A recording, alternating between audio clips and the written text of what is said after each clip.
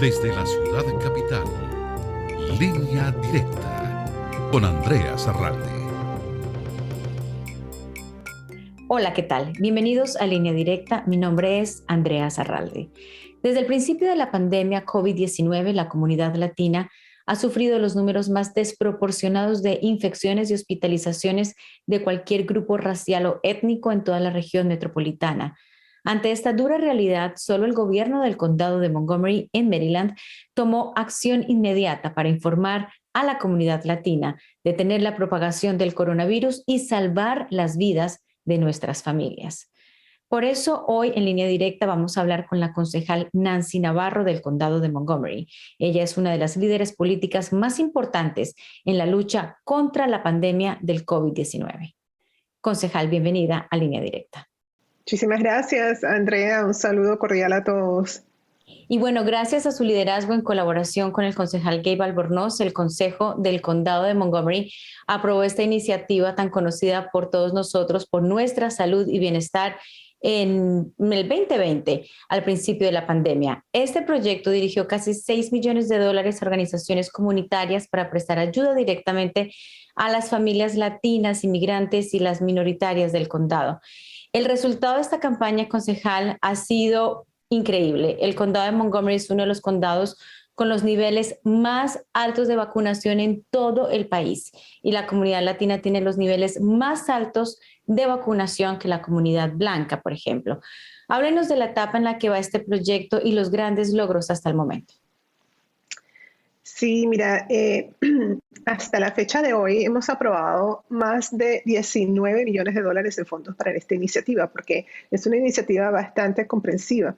No solamente los fondos que le hemos otorgado a las organizaciones comunitarias, sino que también tenemos componentes como campañas de educación pública, también tenemos toda una red de promotores de salud. Obviamente también hemos estado distribuyendo las pruebas rápidas, como también, por supuesto, la vacunación. Entre el 29 de diciembre y el 14 de enero, ahí ellos reflejaron que han realizado más de 6.425 pruebas de COVID en 25 lugares a través del condado, como complejos de apartamentos, centros comerciales, iglesias, centros comunitarios. Han distribuido 1.550 vacunas y también los refuerzos, los boosters, y obviamente también han estado muy activos y activas en educar a la comunidad sobre la variante de Omicron, tanto por televisión como en las redes sociales, etc. Entonces, es muy interesante porque lo que hemos visto es que este es el tipo de iniciativa y el tipo de intervención que es tan clave para tratar un tema tan complejo y un reto tan complejo como ha sido esta pandemia. Sabemos muy bien de que también esta iniciativa ha ayudado a distribuir asistencia para pagos de la renta, distribución de alimentos, por ejemplo, y ropa, manejar casos de salud mental, asistencia monetaria de emergencia, como también asistencia para pagar las utilidades. Y sabemos de que básicamente aproximadamente el total de casos ha sido de unos 19,000 y entre esos están más de 16,000 referidos por parte de diferentes agencias. Así que es una iniciativa clave porque yo desde el principio yo comenté que este tipo de diseño, de este tipo de manera de llegar a la comunidad tiene que ahora convertirse en algo permanente. Porque como tú habías dicho, nosotros en este momento en el condado de Montgomery tiene la tasa más alta de vacunación entre condados grandes, ¿verdad? Y entonces eso es gracias al hecho de que hemos podido cerrar la brecha de vacunación en la comunidad latina y la comunidad también negra, afroamericana. Eso es tan importante porque hay muchas localidades aún a través del país que no han podido lograr eso, que todavía ha sido bastante difícil. Así que este es un modelo súper efectivo. Es un modelo que gracias a Dios pudimos establecer rápidamente porque tenemos personas que están liderando organizaciones comunitarias con un nivel de experiencia y dedicación en este condado por muchos años que dijeron, sí, yo quiero ser parte de este esfuerzo. Y gracias al hecho de que ya tenemos una infraestructura previa, teníamos ya en el condado, el cual pudimos activar y simple y llanamente conectar todo eso para entonces establecer esta red tan importante. Así que para mí este ha sido uno de los logros más importantes en mi servicio en el Consejo, ya que este es mi último año en el Consejo. Pero cuando yo pienso en el legado, me parece que esto en particular es importante recalcarlo, porque es algo que surge en medio de una emergencia donde no había ningún tipo de manual, ningún tipo de orientación de cómo pueden los líderes oficiales electos manejar una emergencia de esta índole. Y me parece de que esta iniciativa realmente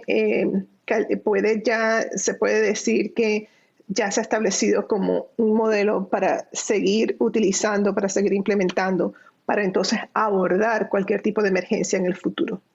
Sí, concejal, y ya hemos visto la efectividad de la vacuna, ya hemos visto el gran impacto que requiere no vacunarse. ¿Por qué cree que la gente aún sigue tan dudosa? Muchas personas no se quieren vacunar. ¿Cuál es su opinión? Mira, hemos visto movimientos de desinformación muy fuertes, movimientos de antivacunas muy agresivos, ¿verdad? Que promueven información que no está basada en ciencia. Eso lo hemos visto muchísimo. Y entonces sabemos de que hay personas que tienen desconfianza hacia la vacuna, ¿verdad? Tenemos algunos que dudan de la eficacia de los fármacos, de la velocidad con la cual se desarrolló la vacuna. Algunos piensan de que, bueno, si yo me contagié y me recuperé, no necesito inmunizarme porque tengo una inmunidad natural. Pero es que no se ha comprobado de que esa inmunidad dura mucho y entonces no está usted necesariamente protegido.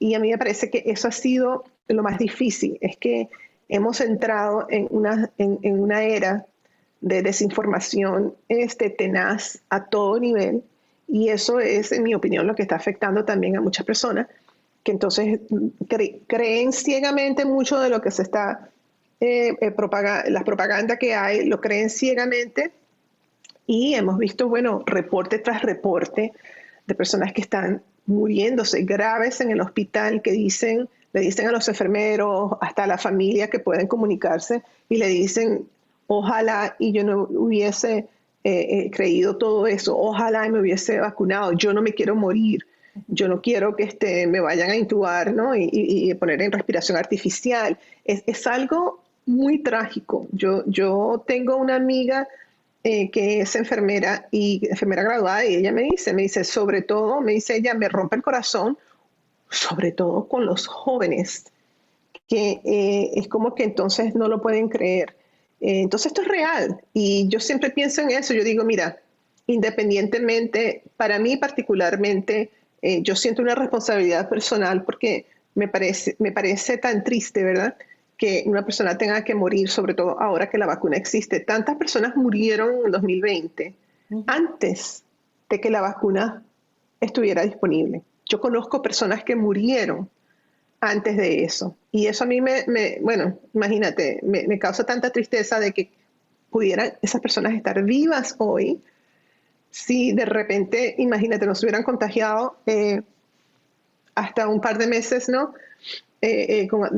Más tarde, cuando ya la vacuna estaba disponible. Estamos viendo en otros países donde las personas no tienen acceso a las vacunas y están muriéndose. Y yo digo, wow, entonces, ¿cómo tú puedes justificar tener acceso aquí gratis y aún resistir y no pensar en el impacto que eso puede tener hacia tus seres queridos y hacia otras personas más vulnerables? Esa es otra cosa que no hablamos, que es que, claro, la otra cuestión es esa de que si tú no estás vacunado, hay personas que de repente sí le da el COVID levemente, quién sabe, pero entonces puedes contagiar a una persona que es vulnerable, una persona mayor de edad, una persona que tiene algún tipo de cuadro clínico serio. Entonces también es la responsabilidad hacia tu comunidad, ¿no?, que es importante. Y por eso es que seguimos en esto de hablar, de poder dialogar, para entonces ojalá y hacer que esas personas que están resistiendo lo piensen de nuevo y que por favor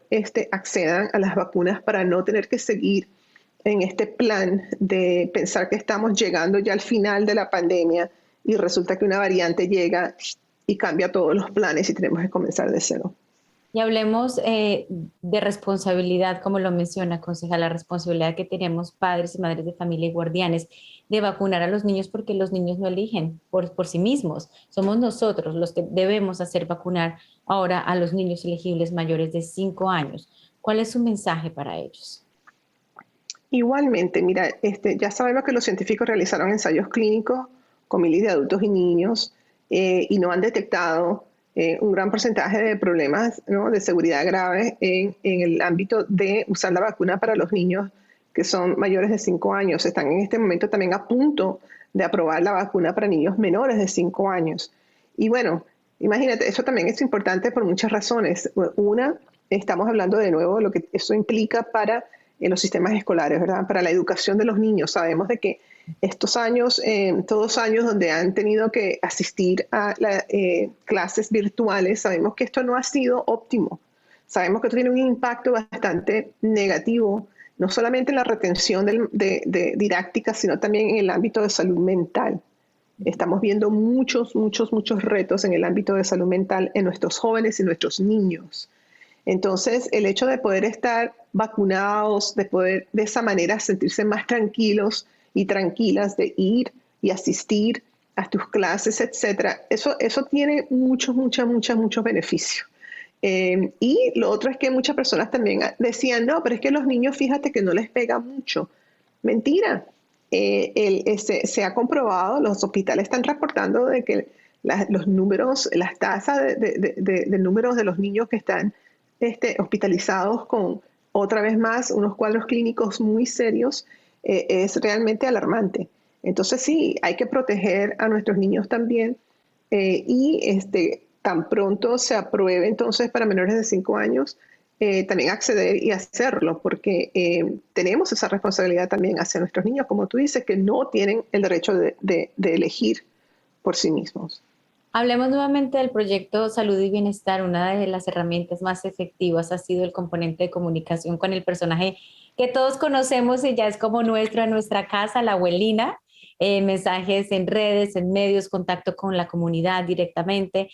Hablando de la información errada que mencionábamos hace un rato, concejal, sobre la vacuna y el virus en sí, que se está publicando irresponsablemente, también se está compartiendo en redes sociales, por lo general proviene de familiares y amigos. Así que, bueno, ponemos más atención y terminamos tomando malas decisiones respecto a recibir la vacuna. ¿Qué podemos decir sobre los peligros de la desinformación y la importancia de este componente de comunicación en salud y bienestar con la abuelina y con los mensajes constantes, claros y específicos sobre la realidad de la vacuna? Fíjate que cuando nosotros comenzamos a manejar este reto de la pandemia, ¿no?, en marzo del 2020, una de las áreas que a mí me preocupaba mucho era la parte de información, porque obviamente comunicación e información, acceso a la información y utilizando segmentos y bueno, maneras específicas para comunicarnos con nuestra comunidad. Para mí me parecía que eso era lo más importante. O sea, si tú hacías si te ponías a pensar en qué era lo más urgente, siempre desde el principio yo dije, no, es la comunicación, porque la información es clave, qué es lo que tenemos que hacer, qué es lo que está pasando, cómo lo vamos a manejar, tenemos que aislarnos, no tenemos que aislarnos, por cuánto tiempo, todo eso es clave para que nuestra gente pueda entonces tomar decisiones óptimas para protegerse a sí mismo y a su familia. Entonces, por eso es que este componente de la iniciativa por nuestra salud y bienestar fue tan clave, porque no se trataba simple y llanamente entonces de poner información por ahí, tú sabes, en cualquier medio y un flyer, lo que sea, sino que no, había que llegarle directamente a la comunidad y había que hablarle de una manera que nuestra gente entendía, porque nosotros tenemos nuestras matices culturales que son tan importantes. Entonces, este componente ha sido muy exitoso. Me pareció, bueno, impresionante cuando yo pude evaluar la propuesta, ¿no?, de la abuelina y la manera como iban a manejar este tipo de vehículo para informar a la comunidad me pareció clave y me pareció pero tan impactante de una manera tan positiva. La información y la comunicación, en mi opinión, es clave para poder nosotros seguir batallando y ojalá pronto poder terminar con esta pandemia, porque estamos hablando de salud pública, estamos hablando de una responsabilidad pública, ¿verdad? De que si yo no me protejo a mí misma, entonces tengo un impacto negativo hacia no solamente mi familia, sino mi comunidad. Por eso es el término de salud pública. Y entonces la información una vez más es clave y bueno, y por eso es que yo creo que este componente de la abuelina ha sido tan importante y ha ganado premios a nivel nacional precisamente porque ha tenido un impacto muy positivo en nuestra comunidad. Y nosotros también tenemos esa responsabilidad de brindar información veraz y concreta. Por eso la tenemos hoy como invitada, concejal Nancy Navarro, para que podamos llegar a nuestra comunidad con esta información clave para proteger su salud y brindarles bienestar. Vamos a hacer una breve pausa y regresamos enseguida. No se vayan.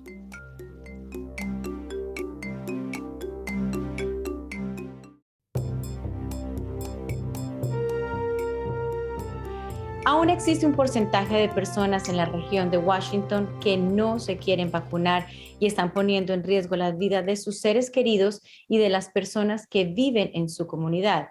Gracias al liderazgo de la concejal Nancy Navarro y también el concejal Gabe Albornoz en el condado de Montgomery, este tiene uno de los porcentajes más altos de vacunación en todo el país. Por eso hoy estamos conversando con la concejal Nancy Navarro, una de las líderes latinas más importantes en nuestra región. Concejal, lamentablemente muchas personas no han reconocido el impacto de la pandemia, sobre todo en la salud mental. Hablemos, por ejemplo, que nuestras familias están experimentando altos niveles de estrés, están haciendo los trabajos más arriesgados en supermercados, en farmacias, siempre tienen que lidiar directamente con público. ¿Qué nos puede decir acerca del impacto de la pandemia en la salud mental en la comunidad latina? Este es un área muy preocupante, sobre todo porque, imagínate, todos pensaban de que esto iba a durar esta pandemia, qué sé yo, 3 meses. En el marzo de 2020 todo el mundo pensó, bueno, ya para junio quizás ya estamos bien, todos estamos saliendo de esta emergencia. Y mira, entonces hay ciertos factores, bueno, muchos factores. Uno, obviamente, lo largo de este periodo de incertidumbre, de ansiedad, tantas personas que han perdido a seres queridos. Esto ha tenido un impacto no solamente en los adultos, sino también en los jóvenes y en los niños, porque ha sido como algo concentrado, donde muchas personas han tenido esa experiencia personal de haber perdido a un ser querido o alguien que conocen. Entonces, eso de perder personas, ese impacto tan fuerte, todo esto más el aislamiento, los niños no necesariamente poder ir a las escuelas y participar en todos los programas que siempre participaban, esa conexión social tan importante. Muchas personas que entonces también fueron afectadas de manera económica. Entonces esto también, ¿no?, suma a lo que es el estrés. Todo eso hemos visto un alto índice, por ejemplo, de suicidio. Hemos visto un alto índice de violencia, de crimen. Y todo eso está conectado, ¿verdad? Entonces, esto es importantísimo. Nosotros aquí en el condado de Montgomery hemos asignado muchos recursos, mucho dinero para poder proveer asistencia en el área de salud mental. Tenemos una línea de ayuda en español, el 301-270-8432, 301-270-8432. Y es importante, si uno se está sintiendo con mucha ansiedad, si tú estás realmente enfrentando momentos muy difíciles, no tienes que sentir el estigma de que no voy a hablar de esas cosas, etcétera. No, hay que buscar recursos y buscar asistencia y recibir ese tipo de asistencia. Muchas veces ese mismo estrés conlleva a síntomas físicos, ¿verdad? Entonces todo esto está conectado, pero es algo que nos preocupa bastante y es algo que yo veo va a tener un impacto a largo plazo y por lo tanto tenemos que hacer eso. Una de las cosas que yo en este momento estoy hablando con mis colegas es de acelerar el establecer lo que llaman centros de bienestar, sobre todo en los high schools. Por ejemplo, la escuela de Wheaton, de High School de Wheaton, allí establecimos uno de los primeros centros de bienestar. Y esto es importante porque nuestros jóvenes también necesitan poder tener acceso a ese tipo de asistencia, de apoyo, de orientación, porque en este momento son demasiadas cosas que están pasando a la vez rápidamente. Y yo creo que esto va a ayudar un poco porque estamos viendo, desafortunadamente aquí en nuestro condado, tuvimos el primer incidente de donde se utilizó una pistola que llaman las pistolas fantasmas, donde un estudiante hirió con el arma de fuego a otro estudiante. Esta es primera vez en la historia y entonces todo esto está conectado a los retos de salud mental, del estrés, de la ansiedad y es algo que tenemos que tratar de la misma forma como estamos tratando el aspecto de la salud física en esta pandemia. Me imagino, concejal, que usted ya tiene las 3 vacunas. Y me imagino que no le dolió mucho. Cuéntenos un poco cómo les fue para que nuestra gente que nos está viendo sepa que no tiene misterio, que tal vez los efectos secundarios son mínimos y que realmente la vacuna sí hace la diferencia en nuestra salud y nuestra vida. Fíjate que cada quien es diferente, ¿verdad? Entonces es muy cómico, porque en mi casa yo me vacuné y con las 3 vacunas sí tuve unos síntomas leves. Sí, el día después que me puse la vacuna, sí sentí dolorcito de cabeza, como más que todo como malestar, ¿verdad? A mí no me dio nada de eso de fiebre. Hay personas que dicen, no, me dio un poquito de fiebre. A mí no me dio fiebre, sino como dolor de cabeza y malestar. Entonces, básicamente yo decidí, bueno, voy a descansar un poco el segundo día y tomar mucha agua, que es recomendado, etcétera, y ya eso fue todo. Mi esposo no sintió absolutamente nada, 0. O sea, fue una cosa impresionante. Mis hijas que han estado, yo tengo dos hijas, una que tiene 29 años y una que tiene 24, y ellas han estado aquí con nosotros durante la pandemia, pronto se van a ir. Pero bueno, ellas igual tuvieron síntomas pero muy leves. Una de ellas le dio COVID, pero tuvo 3 días pues batallando con síntomas difíciles cansancio, fiebre, perdió el olfato, ¿no? El sentido del olfato, el sentido del gusto, mucha tos, mucha congestión, mucha flema. Pero a los 3 días empezó poco a poco a mejorarse y en 5 días ya estaba bien. Todo regresó, todos los sentidos del olfato y el gusto y todo. Claro, imagínate, para mí eso fue súper preocupante y uno como madre uno nunca sabe porque como te digo, cada persona es diferente. Pero mira, qué alivio, y te voy a ser sincera, el día que yo por fin logré ponerme la primera dosis, fue algo tan extraordinario que yo recuerdo cuando te hacen tu chequeo, te inscribes, qué sé yo y tal, y entonces, bueno, vaya y camine para allá por este pasillo para recibir la vacuna. Y yo empecé a caminar y de repente empecé a sentir como que me iba a poner a llorar histéricamente y que Dios mío, me tengo que controlar. Pero era como un alivio. O sea, yo me sentía como que había llegado a un destino, como en un momento que estaba yo tratando tan fuertemente de poder llegar, que era por lo menos tener ese tipo de protección. Y recuerdo que la segunda vacuna, ¿sabes qué? Mira, yo pensé mucho en mi abuelita que en paz descanse, que murió de 96 años, pero pensé mucho en ella porque cuando yo era chiquita ella hablaba de muchas pandemias que ellas tuvieron que vivir y cómo ella perdió hermanitos y hermanitas, ¿verdad? Y yo pensaba mucho en ella y decía, wow, como pasan las cosas en el mundo. Ella tuvo que experimentar todas estas tragedias porque en ese entonces no había la tecnología que hay hoy en día y perdió, ¿no? Hermanitos y hermanitas, ¿verdad? Que si la fiebre amarilla, que si esto y que lo otro. Y yo me sentía así, yo sentía su presencia, como diciendo, wow, mira, yo estoy aquí en el 2000, ya 21, por lo menos con acceso a una vacuna que por lo menos me va a ofrecer esa protección. Eso es algo invaluable que yo valoro mucho y que estoy muy agradecida, porque como te estoy diciendo, hay muchas personas en otros países en este momento que no tienen acceso y que cómo desearían poder tener esa oportunidad. Exacto, estamos en un país donde sí tenemos acceso a la vacuna. Les recordamos que la vacuna es gratis, no necesita seguro médico ni brindar ningún estatus migratorio. Así Es es. la fuerza que tenemos, es el arma más poderosa para cuidar nuestra salud, la de nuestros hijos y nuestros familiares y cuidar también, como lo ha dicho la concejal, a toda una comunidad. Hoy por ti, mañana por mí. Concejal Nancy Navarro, como siempre, un placer tenerla con nosotros aquí en Línea Directa. Esta siempre será su casa. La vamos a extrañar en el consejo, pero sabemos que vienen grandes cosas, así que de verdad aquí siempre las puertas abiertas para lo que necesite concejal y un aplauso muy grande por parte mío y por parte de todo el equipo de Línea Directa por todos estos años de arduo trabajo en pro siempre de nuestra comunidad inmigrante.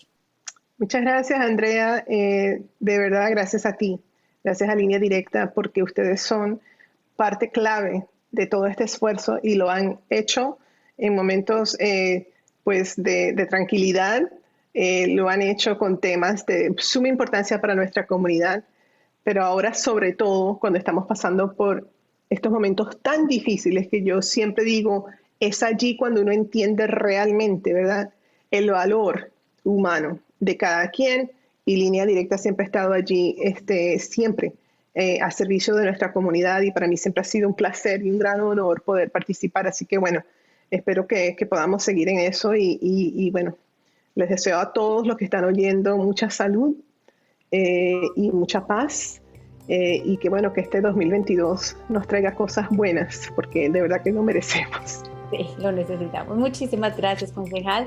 Hasta la próxima y ustedes quédense con nosotros que regresamos en instantes.